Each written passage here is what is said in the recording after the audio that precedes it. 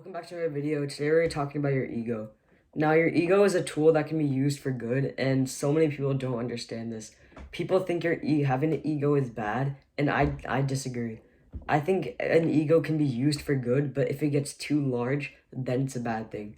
So I'm gonna teach you today about how to use it for good. I'm gonna teach you how to keep it in check and how to make sure that you use it for growth.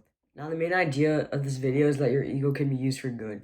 And your ego is good because it gives you a sense of standard that you hold yourself to this kind of standard. Like you expect this level because you're this good. Your ego is a level of self-confidence, of self-esteem, and it is just like knowing, like believing that you are good.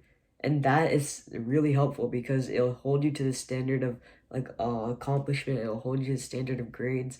Like if you're a really good student, then you'll have that ego in the classroom that you are a good student, and then you'd expect good from yourself, and that's good. But again, if this overinflates, then it's going to become self-absorbed, and we do not want to be self-absorbed.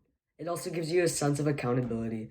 It says that my ego is this and I'm capable of this. So if I don't accomplish this, then I know that I've been like falling off, and then I'm gonna just take it back and start working harder. And that's what your ego can do at some point. When you get it to that right level, then your ego can push you. It can drive you forward. It can give you just that little boost that you need. Like so many people just fall off because it gets too hard. But then when your ego comes in and says, I know I'm capable of this, I am better than this.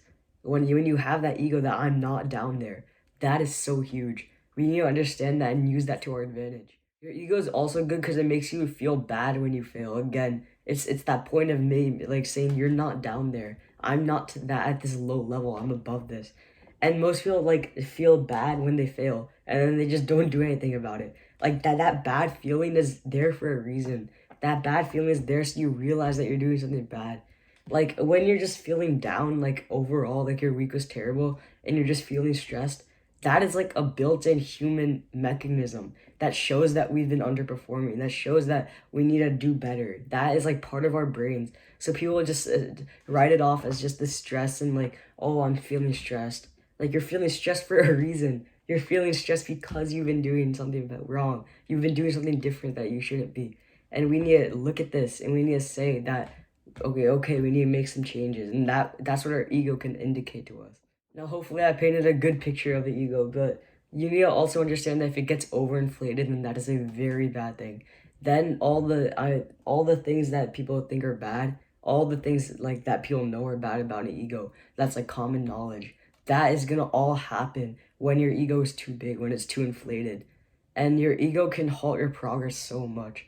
Now, when halting your progress, it'll just like kill that growth mindset, that mindset of always wanting to improve.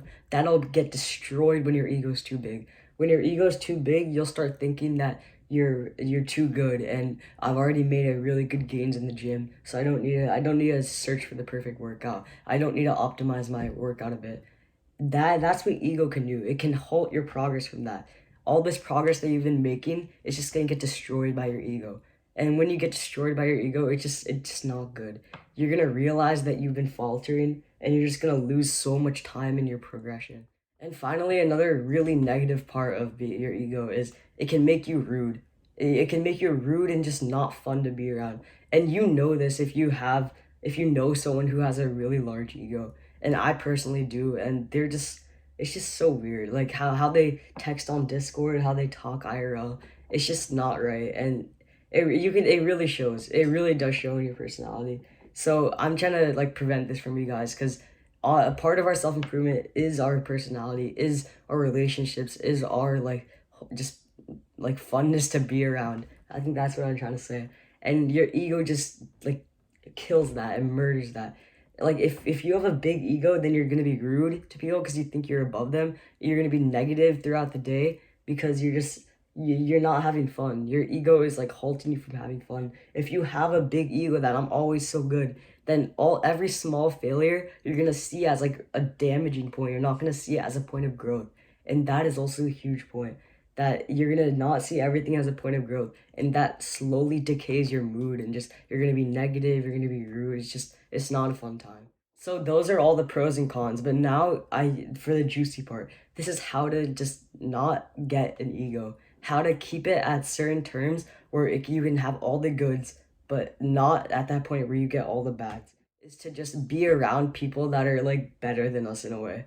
So like, let's say, I'm gonna use an example for me. So I've been getting good grades recently, but I also know people in my class who get way better grades than me, and that kind of keeps my ego in check because it shows that like I'm not that great yet. It shows that I'm not at that level. Cause in math class, I know I bring up math all the time, but math is really hard for me, and I love improving in there. So I'm gonna give you an example. In math class, whenever I get a good grade, there's this one kid in my class who always gets a better grade.